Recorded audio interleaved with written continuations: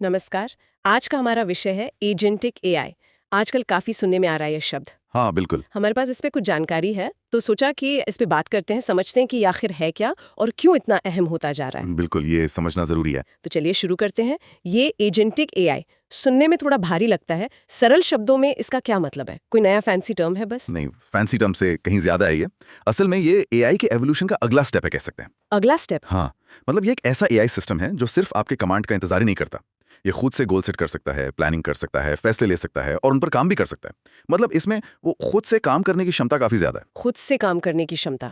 अच्छा, तो ये हमारे मौजूदा एआई असिस्टेंट्स या चैटबॉट से काफी अलग हुआ फिर? हाँ, बहुत अलग। वो तो ज्यादातर रिएक्ट करते हैं ना, मतलब हम पूछते हैं वो बताते हैं, पहल तो नहीं करते। बिल्कुल सही पकड़ा। ट्रेडिशनल एआई ज़्यादातर रिएक्टिव होता है। आप कुछ कहेंगे, वो जवाब देगा। एजेंटिक एआई प्रोएक्टिव होता है, सक्रिय। प्रोएक्टिव? हाँ, ये अपने आसपास के माहौल को या डेटा को लगातार समझता रहता है। सिचुएशन बदलती है तो खुद को एडजस्ट करता है और आपके बिहाफ पर, मतलब आपकी तरफ से, जरूरी कदम उठा सकता है लक्ष्य पाने के लिए। और सबसे दिलचस्प बात यह है, ये लगातार सीखता है और बेहतर होता जाता है। ये सीखना और खुद पहल करना, ये वाकई इसे अलग बनाता है। कोई कोई ठोस उदाहरण दे सकते हैं कि ये असल में कैसा दिखेगा, क्योंकि अभी भी थोड़ा एब्स्ट्रैक्ट लग रहा है। हाँ, बिल्कुल। सोचिए, एक छोटा ऑनलाइन बिजनेस है मान लीजिए। ठीक है। उसका एक एआई एजेंट है। हम्म। अब वो सिर्फ सेल्स के आंकड़े नहीं देख रहा, हम्म। वो ट्रेंड्स को एनालाइज कर रहा है। अच्छा। और अगर वो देखता है कि किसी खास प्रोडक्ट की बिक्री मान लीजिए गिर रही है। तो वो सिर्फ रिपोर्ट नहीं करेगा? नहीं, यही तो फर्क है। वो शायद खुद ही उस प्रोडक्ट के लिए एक टारगेटेड मार्केटिंग कैंपेन डिजाइन कर दे। सच में? हाँ, सोशल मीडिया पर पोस्ट शेड्यूल कर दे, इन्वेंट्री लेवल एडजस्ट करने का सुझाव दे और हो सकता है सप्लायर को ऑटोमेटिक ऑर्डर भी भेज दे। अरे वाह! ये सब बिना किसी इंसान के हर स्टेप पर बताए, बस जो गोल सेट किया है उसके आधार पर। ये तो सिर्फ काम करवाना नहीं हुआ, ये तो एक तरह से बिजनेस स्ट्रेटजी में पार्टनर बनने जैसा लग रहा है। हाँ, कह सकते हैं। ये सुनने में तो बहुत पावरफुल है। क्या ये सिर्फ भविष्य की बात है या कंपनियां इसे अभी इस्तेमाल कर रही हैं? नहीं नहीं, ये भविष्य नहीं है, ये अभी हो रहा है और तेजी से बढ़ रहा है। अच्छा। हाँ, कई कंपनियां खासकर टेक और कस्टमर सर्विस में इसे यूज कर रही हैं। जैसे मुश्किल एआई। वर्कफ्लो को ऑटोमेट करने के लिए, कस्टमर सर्विस को और पर्सनल बनाने के लिए, यहाँ तक कि सप्लाई चेन और लॉजिस्टिक्स में भी। हम्म। कई एक्सपर्ट्स तो मान रहे हैं कि 2025 तक ये मेन स्ट्रीम टेक्नोलॉजी बन सकती है। एक बड़ा टेक शिफ्ट होगा ये। अगर ये इतना प्रभावशाली है, तो इसके मुख्य फायदे क्या हैं? हमारे स्रोतों में क्या बताया गया है? स्रोत कई फायदे गिनाते हैं। पहला तो साफ है, ऑटोमेशन। जो काम बार बार होते हैं या जिनमें कुछ हद तक फैसले लेने होते हैं, वो ऑटोमेट हो जाते हैं। ठीक है। दूसरा, फास्टर रिस्पॉन्स टाइम। एजेंट इंतजार नहीं करता, वो खुद एक्शन लेता है, तो काम तेजी से होता है। हाँ, ये तो है। तीसरा, बड़े स्केल पर पर्सनलाइज सर्विस देना मुमकिन हो जाता है, जो पहले शायद बहुत मुश्किल या महंगा था। और और चौथा, ये हम इंसानों को उन कामों से फ्री कर सकता है जहां क्रिएटिविटी, स्ट्रैटेजी या ह्यूमन टच ज्यादा जरूरी है। ये इंसानों को फ्री करना सुनने में तो अच्छा लगता है, लेकिन यहीं पर शायद कुछ कुछ चिंताएं भी होंगी। जोखिमों का भी जिक्र है ना स्रोतों में?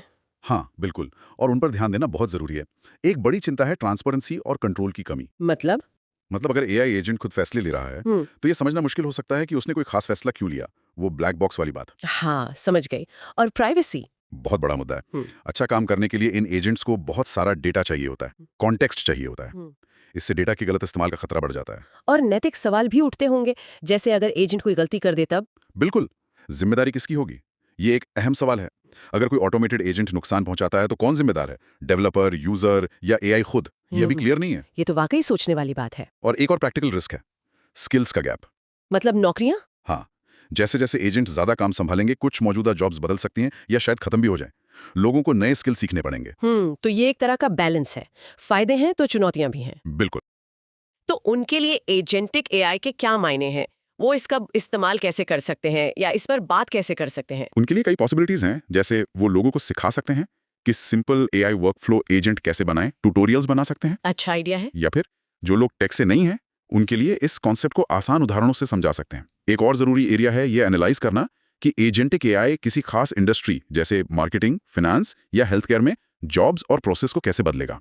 इस पर काफी चर्चा हो सकती है। और दिखाने के लिए विजुअल्स? हाँ, एनिमेशन या स्क्रीन रिकॉर्डिंग का इस्तेमाल करके ये दिखाना कि एजेंट कैसे अपने आप काम करता है, ये काफी असरदार हो सकता है। तो संक्षेप में कहें तो एजेंटिक एआई सिर्फ एक एडवांस्ड ऑटोमेशन टूल नहीं है। नहीं, बिल्कुल नहीं। ये एआई की एक ऐसी पीढ़ी है जो ज्यादा आजाद है, ज्यादा प्रोएक्टिव है और सीखने में माहिर है। सही कहा। इसके जबरदस्त फायदे हैं, लेकिन साथ ही कंट्रोल, प्राइवेसी और नैतिकता से जुड़े गंभीर सवाल भी हैं जिन पर हमें सोचना होगा। हाँ, इन सवालों को नजरअंदाज नहीं कर सकते। जैसा कि हमने अपने स्रोतों से समझा, ये टेक्नोलॉजी यहाँ है और ये हमारे काम करने और शायद जीने के तरीके को भी बदलने वाली है। बिल्कुल।